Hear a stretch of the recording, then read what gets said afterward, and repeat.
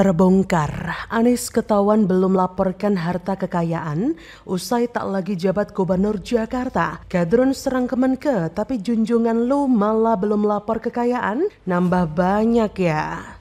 Saya ingin menegaskan kepada seluruh masyarakat Indonesia, pajak dan APBN adalah instrumen negara Indonesia, instrumen kita semua. Ini adalah uang kita. Selalu kita menggunakan hashtag uang kita.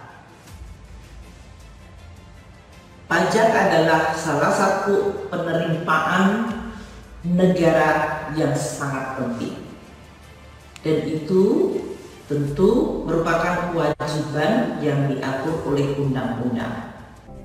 Jika dirinci, total harta Anies terdiri dari tanah dan bangunan senilai 14,7 miliar rupiah, alat transportasi dan mesin sejumlah 550 juta rupiah, dan harta bergerak lain senilai 1,36 miliar rupiah. Kemudian ada pula harta dalam bentuk surat berharga dengan nominal 61.070.000 rupiah, kas sebanyak 1,2 miliar rupiah, dan harta lain senilai 659.921.865 rupiah. Anies Baswedan belum melaporkan harta kekayaan usai tidak lagi menjabat sebagai Gubernur Jakarta.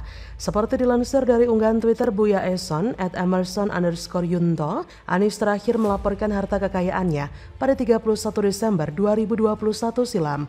Buya Eson pun mengingatkan Anies untuk jangan lupa lapor ke LHKPN. Buya pun melanjutkan bahwa dasar hukum kewajiban pejabat untuk melaporkan harta kekayaan diatur dalam Undang-Undang Nomor 28 Tahun 99. Dalam pasal 5 Undang-Undang menyebutkan sejumlah kewajiban penyelenggara negara, diantaranya melaporkan dan mengumumkan kekayaan sebelum dan setelah menjabat. Dan setelah 3 bulan tidak lagi menjabat sebagai Gubernur Jakarta, Anies harusnya melaporkan harta kekayaannya. Namun, jika dilihat dari data LHKPN, Anies belum melaporkan hartanya setelah ia tidak menjabat sebagai Gubernur Jakarta. Jika dilihat dari data LHKPN, harta kekayaan Anies Baswedan mencapai 10 miliar rupiah dan terakhir melapor 31 Desember 2021. Hal ini tentu saja sangat mengejutkan karena beberapa hari terakhir banyak kadrun yang ramai-ramai menghujat harta pajak pejabat Kementerian Keuangan. Tapi ternyata Anies Baswedan junjungan para kadrun belum melaporkan hartanya di 2022 kemarin. Gila benar. Dan yang paling parah, kadrun-kadrun koplak menghakimi Kementerian Keuangan bahwa banyak pejabatnya yang menggunakan jabatannya untuk tidak membayar pajak. Inilah busuknya Anies dan para pendukungnya. Keluar-keluar soal keadilan, tapi dirinya sendiri yang tidak berkeadilan. Bukan hanya pajak, Anies juga punya banyak hutang. Dan soal hutang ini, sebenarnya juga sudah jelas bahwa Anies begitu licik memanfaatkan situasi. Dan yang jelas utang janji-janji kampanye Anies gak 100% dilunasi. Dan tidak akan mungkin bisa memenuhi janjinya kalau seandainya Anies berhasil jadi presiden. Dan mereka yang dekat dengan Anies semuanya bisa dimanfaatkan. Maka para pendukungnya seperti Rocky Gerung, Noel, Novel Bamukmin, dan lain-lain kelak bisa jadi akan kecewa berat. Pasalnya, Noel DKK akan dimanfaatkan olehnya.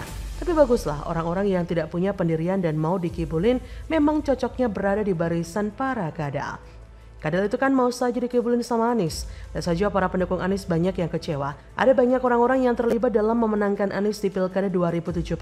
Saat bermasalah-masalah hukum mereka pun tidak diperhatikan. Bahkan sekelas Bibip Rizik pun menjadi orang yang sangat vital dimanfaatkan oleh Anies. Dan sebenarnya para kaum radikal itu juga secara tidak sadar sedang dimanfaatkan oleh Anies karena mereka dungu. Maka mereka tidak menyadari hal itu. Malah dinilainya sebagai memperjuangkan Islam. Aduh, Nis, makhluk paling licik ya ente. Dia dan para pendukungnya memang saling memanfaatkan, maka disinilah adu kelicikan bisa terjadi.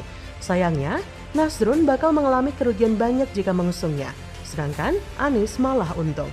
Tanpa modal nama Anies bisa digaungkan namanya masuk dalam bursa capres. Benar-benar licik ya. Jika Anies adalah orang yang mudah melanggar omongannya alias munafik, maka para pendukungnya pun bisa jadi adalah orang-orang yang munafik juga. Mungkin banyak di sana para kadrun yang tampak religius, tapi ternyata kelakuannya kayak roh halus yang sangat menyeramkan.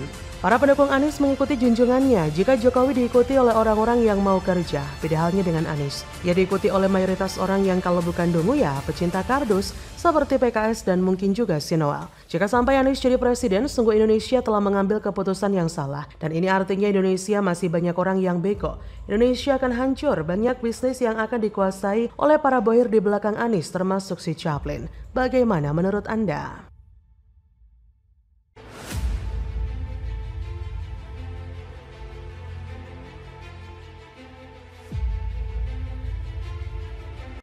Kali Opak Tambora, Jakarta Barat kini jadi kinclong setelah dinormalisasi. Sungai cantik, ada JPO keren dan dicat warna-warni. Melintas di jalan Tambora, sungai yang menurut saya cantik sekali teman-teman. Dan ini adalah hasil normalisasi juga.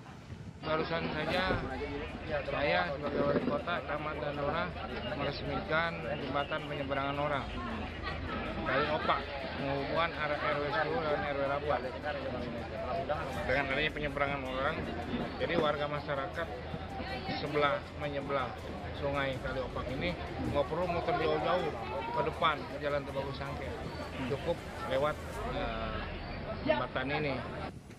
Sudah diwarna-warni ya sama cat